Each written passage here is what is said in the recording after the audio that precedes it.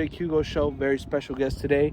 A big guest just based on music here in El Paso and trying to make an impact here in the El Paso DJ scene.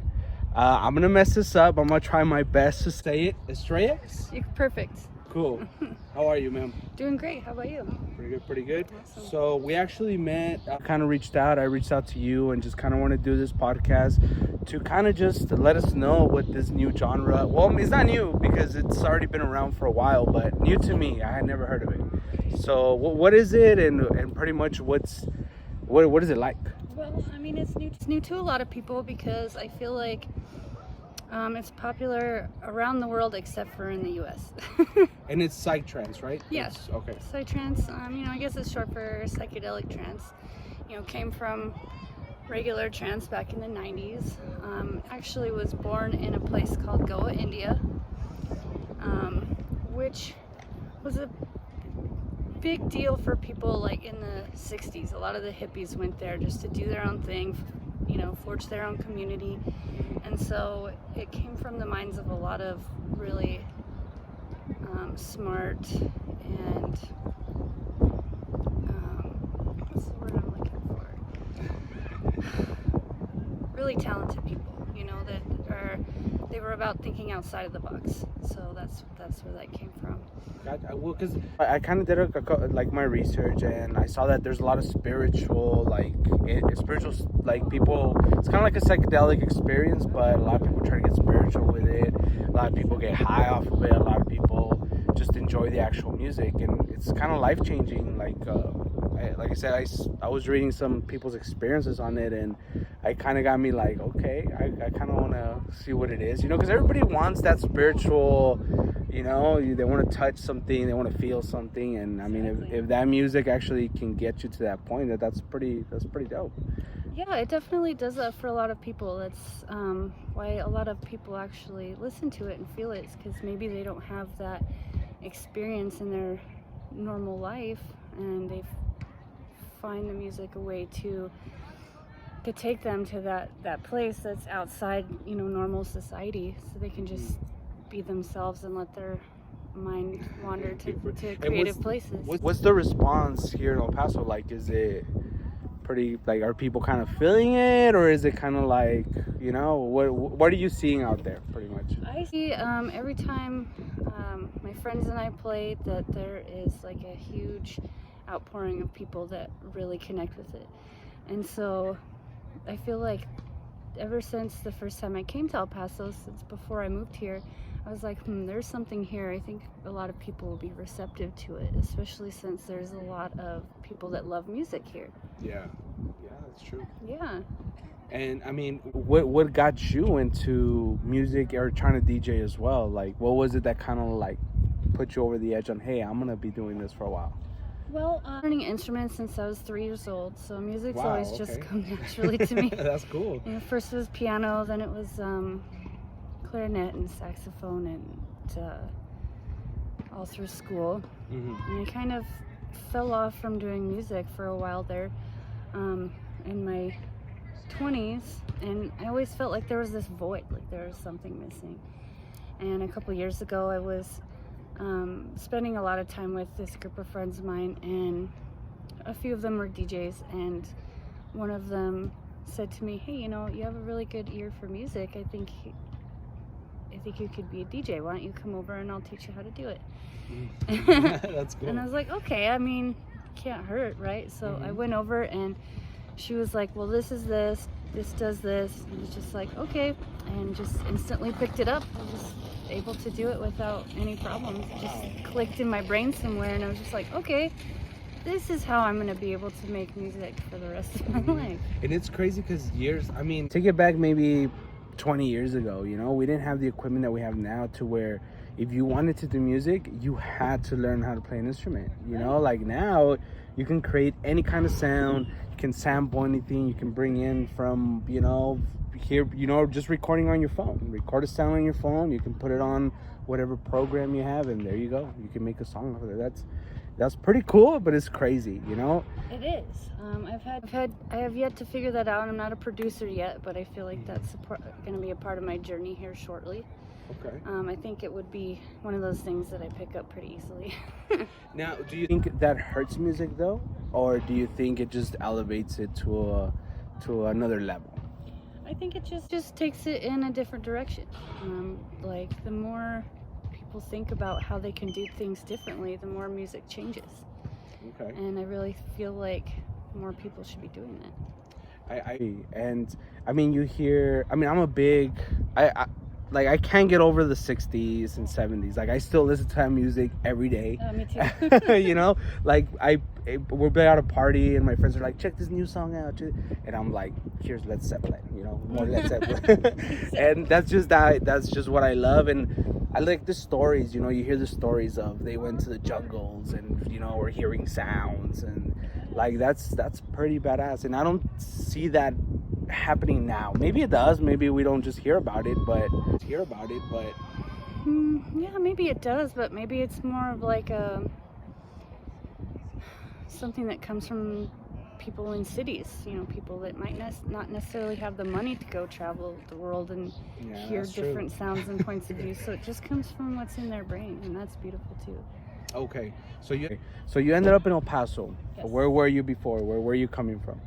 I lived in Denver for, I guess, most of my life. Oh, wow. I came here from there, and I just love it here.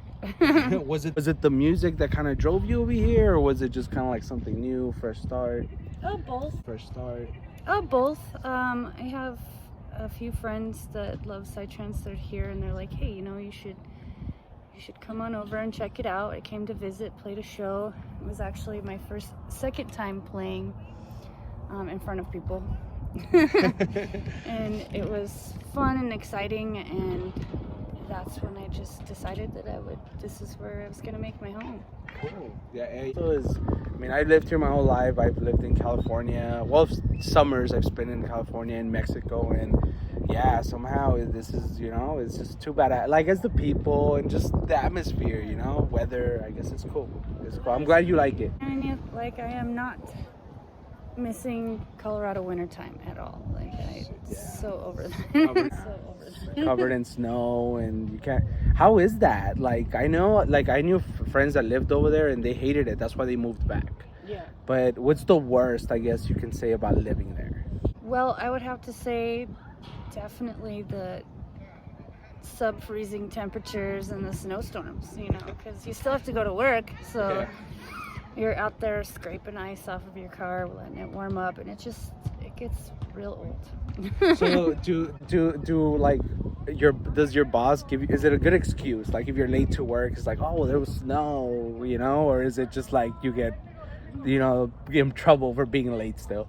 It depends. Like, they're just like, oh, well, you could have left an hour early for work or something, you know. That but sucks. if there's a huge like pile up of cars, then there's nothing. I've always thought that, like, in LA, you know, like, traffic sucks, so you do gotta leave like an hour, 2 hours earlier just to get to work. So that's like 4 hours of your day just on traffic, or, you know, covered in snow, whatever. Exactly. And so that was my commute for for a long time, and it was not fun. So it's nice to not have to deal with that. It takes a lot of stress out of daily life, for sure. And even though it's only like, it's cold maybe 6 months out of the year there, so. Really? I thought it was like, well, here it's probably cold 2 months out of here. Yeah, so. exactly. Okay, so DJing, okay, going back to that, you've done it a couple of times, and you fell in love with it, or was it kind of like love at first sight, or did you struggle at first? How was it? It was instant enjoyment for me. I just picked it up right away, and I just loved it. There is no other feeling in the world that compares to playing your favorite music and feeling the energy that you give and then receive from the people that you're playing for. That's spectacular. It feels really great. And so I've been doing it for about 2 years now. Yeah, I give you props, because a lot of people try it and, you know, it's like, no, it's because it's something that you have to love. If you don't love it, because you don't get the reactions, you know, real quick. Yeah. You know what I mean? You can post a song and you might not get any likes, you know, and it's not that people don't like it, it's just that people are like, it's that test, I think, you know, like, are you gonna endure what's gonna take for you to get to that level? You know what I mean? So far, you would just say, hey, I love it, I'm gonna keep going? Or do you see like, did you get those doubts of, man, I should just stop? Because I did music for a while, and I'm not kidding, every week I'd be like, man, I should just stop. But then that's how I found out that it wasn't really like what I wanted to do, you know? Sure. And what would you say, do you have those kind of thoughts, or was I just going crazy? No, I mean, do you have those kind of thoughts, or was I just going crazy? No, I mean, I feel like everyone has those thoughts. Like I said, like I had the period of my life where I didn't make any music at all, and I felt like that was just really sad existence. Like I was missing a part of my soul. And so when I was able to just start DJing and be a natural at it, I was just like, okay, well, this is what I've been waiting for. It just came to the right place and time, you know? Mm-hmm. And I don't have any equipment of my own, so I don't really have a chance to practice other than I put my sets together, I memorize them, and then I kind of run through it in my head where I'm going to mix and where I'm going to put my effects, and then when I just do it. That's even more badass. That's cool. Because that's super hard, especially in the moment, you know? But I think that's badass. Props. Yeah. I usually plan my sets down to the millisecond, so I know exactly what I'm going to do. But I've also been trying to break free of such rigidity, like my friends have been telling me to do that, like, hey, just do what feels right. So there's been a few times at a few shows where I didn't plan a set, and I was just like, okay, I'm just gonna play what I have on my USB. And the first time I did that was on brand new equipment I had never even touched before. It was different than what I was used to, so I just focused and got it done. And because it's super hard to do, like, it's because you're just in the moment kind of thing, but I think the reaction is still there, and you feed off of it. You know what I mean? Yeah, definitely. And then there's a great feeling when you did something right, when it just feels right when you're playing. Okay, so anybody who's listening and we're introducing that kind of genre, okay, who would you say are some good DJs they can get into, and your influence is pretty much in that genre of music? Sure. I have to say my number one influence would have to be a duo called Mad Tribe. Mad Tribe. Consists of a guy from the US, his name's Max Peterson, and then a guy from the UK who actually passed away about a year and a half ago, named Ollie Wisdom, and he's one of the fathers of psytrance. He's been doing it since it was barely even a thing. And so Mad Max, it's the guy, he kind of carries on that legacy. And when I first heard their music, it just blew my mind. I was like, here's what I've been waiting for my entire life. It's really wonderful. That's so cool. And that's like a very specific kind. So there's like, I think 8 different subgenres of psytrance, and they range from, I guess the lowest one's called psychill, and it's exactly what you think. It's kind of psychedelic, but it's really chill. It's got a lower BPM, maybe like 120, 125. Okay. It's made to listen to kind of like in this time of day, just to relax, chill out. And have a beer, maybe. Yeah, exactly. And it just goes higher in BPM up from there, and in intensity. Gotcha. And they add more layers and different sounds. And so I guess the highest would probably be about 200 BPM. What? And really? yeah, and it's called high tech, and that's crazy for sure. And that's a whole nother level. But what I play is right in the middle. It's called full on, and then more like full on night, so it's a little bit darker. Okay. Now, is there like actual, or something like that, something that's 200 BPM? Like, is that something in the car? Is that in the gym? Like, where do you blast that? I mean, both of those things would be good. Anything that you want for some like high energy.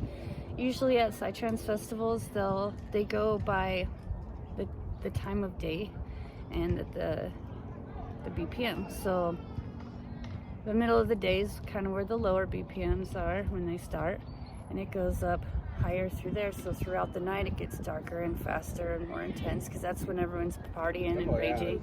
Yeah. And like high tech usually comes on right about sunrise.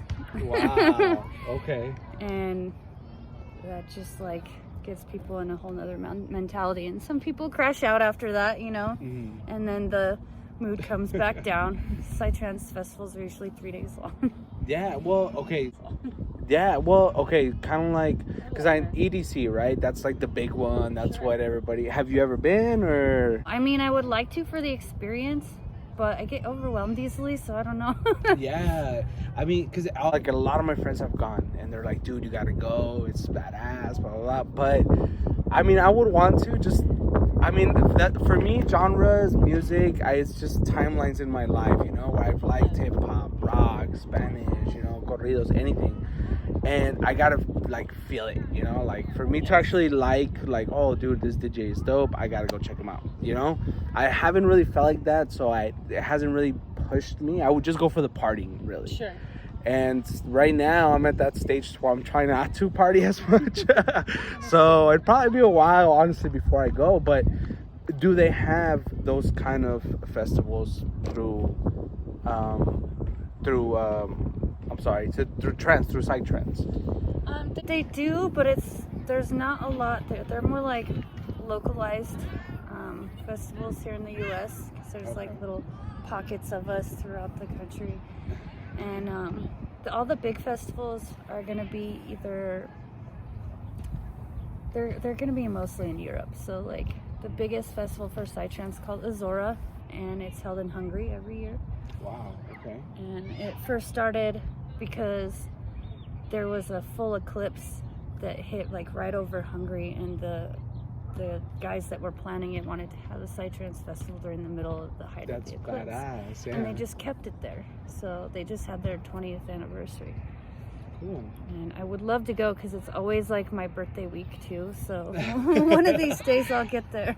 Yeah, I know. Hey, and then the playing, like how dope would it be your first time going and you're actually playing, you know? Like that would be dope. Cool. That would be badass. Easy. Okay, so here in El Paso, does it happen more often than not? Like, how often do you guys have festivals? Because I remember you told me you guys are all like connected, kind of like a family kind of thing, and do you guys try to do it as, you know, 4 times? Like, definitely at least 4 times a year. Like, like I said, we're kind of a small group, and we try to bring people from our Austin and Houston psytrance communities, which I have close ties with. Some of them come from Denver or Arizona. Psytrance is really huge in Mexico, so that's another reason why I'm here too. So I'm like just right there next to Mexico. Mainly in Guadalajara. So that's another goal of mine to get there. But so we like to bring people from all over to join us. In El Paso, there's probably only 6 of us that played that are just dedicated to psytrance. Gotcha. So everybody kind of just, you know, does their own pretty much thing, or? Yeah, every one of us plays a different style, which is really cool. Badass. And I think that brings a good variety for when we have our own little mini festivals. Usually they're about 12 to 14 hours long. And I mean, it's cool because you say you guys, it's like a family thing, you know, because usually it's not like that, you know. There's always somebody trying to, you know, at least in music, I feel like music is that industry to where it's a dog-eat-dog world, you know. And it doesn't start like that though, right? Like the 60s, 70s, everybody was kind of like, let's have fun, let's sit down, watch the band, smoke a joint, you know, and have fun. But then it gets to that point to where like people want to make money, right? Sure. So the bickering starts, and that's cool that you guys are at that level to where it's, and it sounds like you're promoting too, right? You're bringing in people. So is it more like a business for you guys, or is it just focused on the music?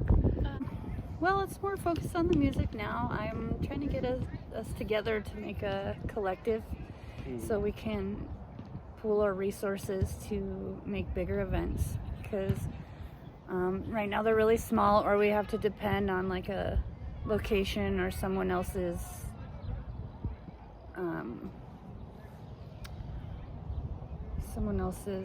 crew to help us out.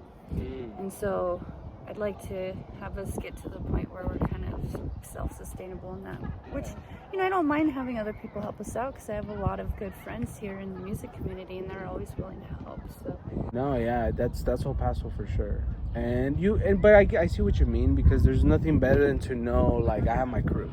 yeah. You know, I have my crew, and we're gonna go in and we're gonna do what we want to do. We're not, you know, have to depend on somebody else, or, you know, because it's like you said, it's cool, and it's El Paso is that city that'll do that for you. But I understand to where the independent, you know. So end goal.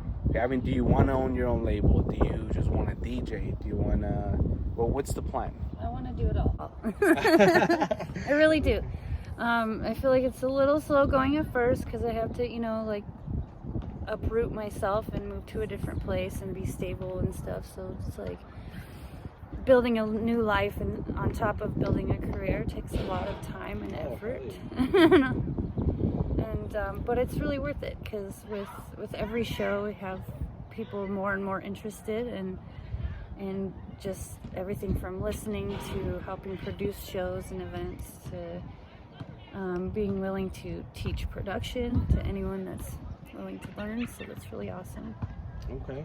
So somebody starting in music, somebody who you would say is just like kind of want to follow their dreams, kind of like what you're doing right now, just started, what would you say to that person? I would say make sure that you do something for your music every day. Even if it's just for 20 minutes, an hour, whatever you have time for, just take time every day to just focus on that. And then that will get you in the habit of just having it be second nature. And the more you do it, the more you want to do it. And I feel like people feed off of that energy. And they're like, oh, hey, I like your energy. I like your style. I want to be around that more, or I want to see what you can do. And, you know, that just feeds me more. It fuels my energy, which I really appreciate. Yeah, I agree with that so much, just because like I just started doing this maybe 3 months ago. Nice. And just the when you invest your whole, you know, like, this is it, this is what I want to do, you start, like, it's weird how people just come out of nowhere that have the same interest, or, you know, and you start getting connected to the right people, and then you just see yourself advancing in a very positive way, you know. And I think it's just the energy, the frequency, the vibe, that everybody's trying to move to that same direction. You know, that's why I asked. Adversity, what are your thoughts on adversity? Whenever you face it, how would... Well, I guess my biggest challenge is that my entire adult life I've been very broke. I don't have any money, and so that makes it hard to really get going in the music industry. The people that are all able to jump in and just start running that usually have a lot of money to just right away go buy the equipment they need, and, you know, basically do like pay to play. You know, they pay to get into a venue or something. And since I don't have that, you have to do the old-fashioned way and go out there, meet people, network, and pick up your equipment bit by bit. Yeah, and it's like I said, I tried the music thing, and I know how hard it is. So props, and that's why I asked adversity, right? Because we've been there. I think we've all been there to where it's like, damn, this is my dream, and I have to choose from either buying this for my podcast or I gotta feed my kids, you know. And sometimes, I mean, you're gonna be in that route. So, and of course, 100% of the time, you're gonna feed your kids, right? Of course. But I know, like, with that adversity, you just gotta find a way, you know. And it looks like you are right now. Even if it's not your equipment, you're still finding a way to get out there and play your stuff. So props. Thank you. Props for And that. you know, even when you don't have money for things, you can still find new music and feel how you want to play it, and that's what I spend a lot of my time doing. Yeah, because I mean, without the equipment, I know you can't really produce your own, right? So you're doing more mixing, more. So do you want to get to that point to where you want to create your own music, or you just want to continue and just mix, present music that way? I would love to learn how to produce because, I mean, I love psytrance so much. I feel like I've spent so much time with it and have so many deep feelings for it that I'm like quantumly connected with it. Like I can't be separated from psytrance and it can't be separated from me. And so for me to actually make a permanent, like forever contribution in psytrance, I need to produce it. Because it'll always be there and people will always be listening to it. That's awesome. That's awesome. Okay, so besides psytrance, what other genres can you recommend to anybody that's watching right now that's trying to get into that genre of music? Sure. Well, it's interesting that you say that because for a minute that's all I would listen to, that's all I would do. And so most of my friends in the area, they play techno, tech house, and house, you know, and because that's what's popular in this area, and I get it. Not exactly my favorite thing, but I'm spending a lot of time listening to my friends and how they play and like watching their styles so I can connect with it. Because I connect with them, you know, so if they love it, I want to love that part of them that loves it too. So that's awesome. I guess the music that I feel like that I connect with the most is hard techno because it's really fast and intense like psytrance is. And so I think I'm trying to work my way out from there, you know. That's cool. That's awesome. And like I said, I'm gonna give it a try myself. Just because based on seeing the actual vibe that I'm getting to where it has consumed you in the way of like you cannot be taken away from you. Yeah, that's cool. That's cool to see that something has that impact on somebody. So I have to find out like what is it. Yeah, and I feel like all of us that love psytrance feel that way about it. I feel like that towards, like I said, Led Zeppelin, The Doors. To me, you can tell me Jim Morrison murdered 50 billion people and I would probably be like, damn, but I still love Jim Morrison, you know? Like, which sucks because like R. Kelly, Michael Jackson, right? You know, their whole stuff that they went through. And some people still listen to that stuff. And I was having a conversation with somebody and they were like, oh my God, how can they still listen to them? But it's that connection, you know, that people have to the music. And why do you think that happens? As far as musicians doing crazy things? No, it's just because they're crazy. Okay, I'm like... But I'm saying the connection that we as people develop to the music. Oh, well, music is the only thing that really engages all parts of your brain all at the same time. And so when you listen to music, you remember things from your childhood. You might remember like the certain way your favorite meal smells, you know, things like that. And I think that connects us to points in our lives that make us happy. And people don't want to let go of happiness, right? So. True. But I think it's like, did your parents love music too?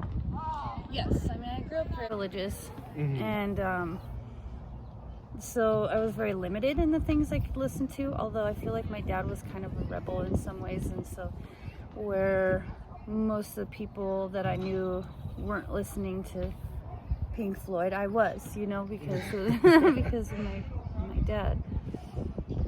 And things like that, like he would sneak some metal in there somewhere, you know, and he'd be like, oh, we're not supposed to listen to this, but we'd listen to it anyway. Cool. And of course, like with a lot of the things like that, I'm just like, yes, let's go. I mean, I think I only listened to metal for like 10 years. Okay. Now, when you say metal, give some examples. Well, I used to really love a band called In Flames. I guess there's a lot of like dark metal, like black metal kind of bands that come from Scandinavia. Oh, okay. And so there's a few of those that I like. And then there's like new metal bands like Slipknot and Deftones and things like that. Gotcha. I guess my whole thing with music is intensity. Yeah, I'm getting that. I guess so. But it's all preference, you know. It's like you said, it's what makes you like hell yeah, you know, makes you feel good. That's true. And you know, for a while. Branch out and listen to things that weren't so crazy intense because I needed some calmness in my life. So I really enjoy reggae and I like indie rock music, and sometimes I just like, I'm only gonna listen to chill music today because that's what I need. Yeah, no, like I used to be hip hop.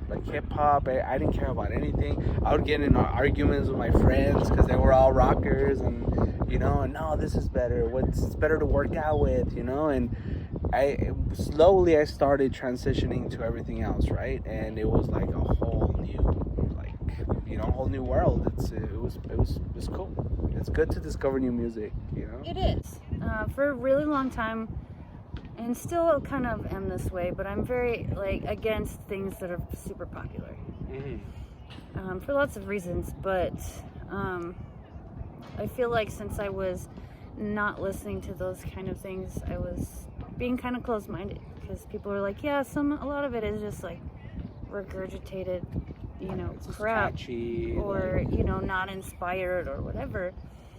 But there are some really good kernels of music in there, so I've been trying to expand my mind, and because I don't consider myself a closed-minded person, and so I have to apply that to music as well.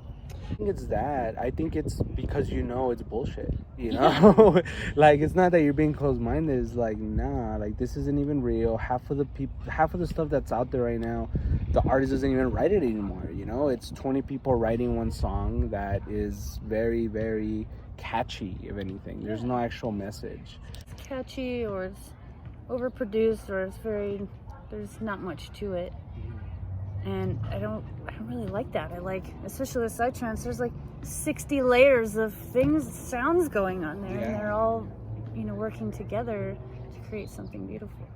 And because of that, right? Because we know that it's bullshit, and I mean, everybody knows that now at this point. But I feel like at one point there gets to that like selling out point, right? To where, man, if I want to continue doing this, then I have to do this.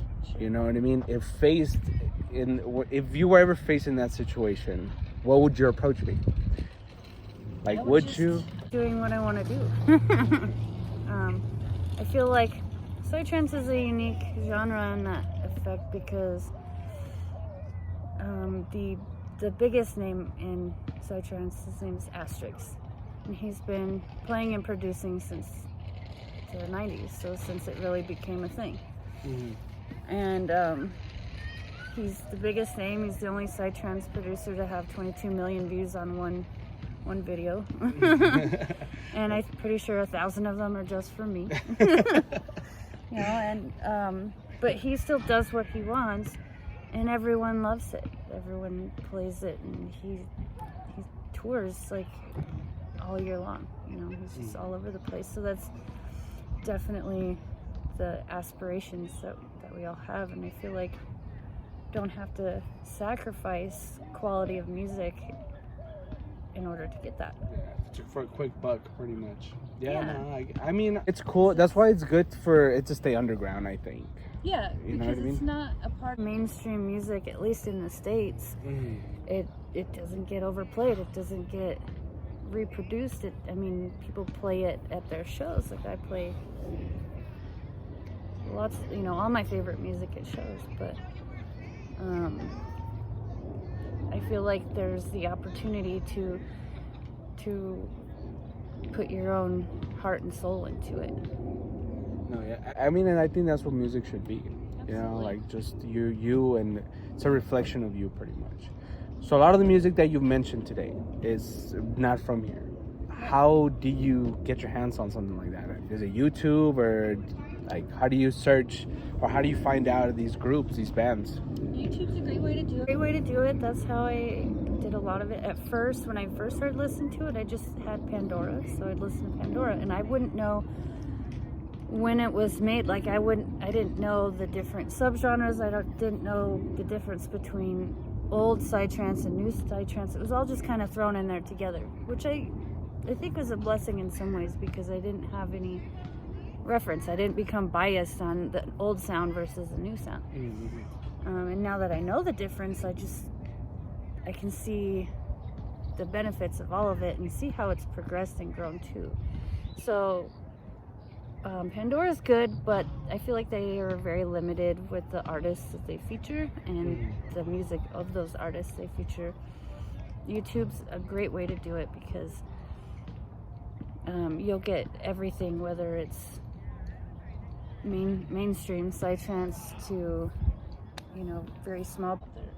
Okay, so someone who's gonna right now search psytrance, you said there's subgenres to it. Yes. The top 3 that you would say, go listen to it now.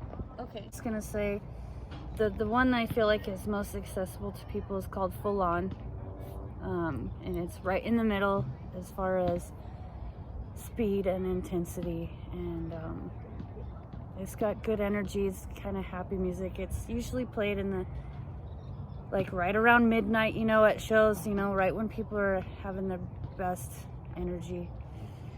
They're not extremely fucked up already. Yeah, I feel like it pushes them to that level, which is good. That's where I come in. I'm like, okay, you guys, you ready?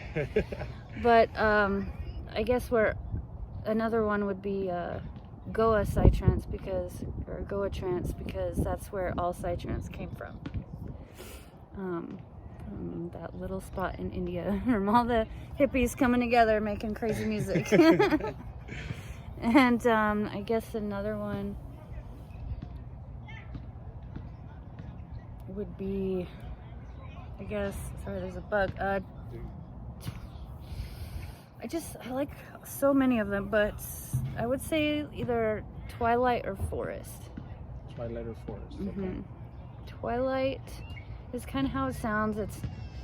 It's right before it gets real dark. Okay. Because dark psytrance is a whole other animal. Like, it's so crazy and intense, and so many sounds. Like, I feel like compared to other styles, it kind of loses structures. But it has such a following. Like, people just love it so much. And so if you want to get into dark psytrance, do it. But it's not for everybody. Not for everybody. Yeah, there's some people, it really freaks people out sometimes. Really? That crazy? Yeah. Okay. I'm actually gonna listen to it right now in my truck. Yeah, it's interesting. It's not my favorite, but okay. I can't hate it. So, last question I have for you, Sure. and I know you said you kind of don't listen to a lot of this stuff, but if you can give me just your top 3 most influential musicians. It can be any genre, and just your top 3 go-to, like, you know, that you, I guess, kind of inspire you to make music or just to listen to it. Sure. Well, I would definitely have to say, like I had mentioned earlier, Pink Floyd. That really expanded my mind as a child.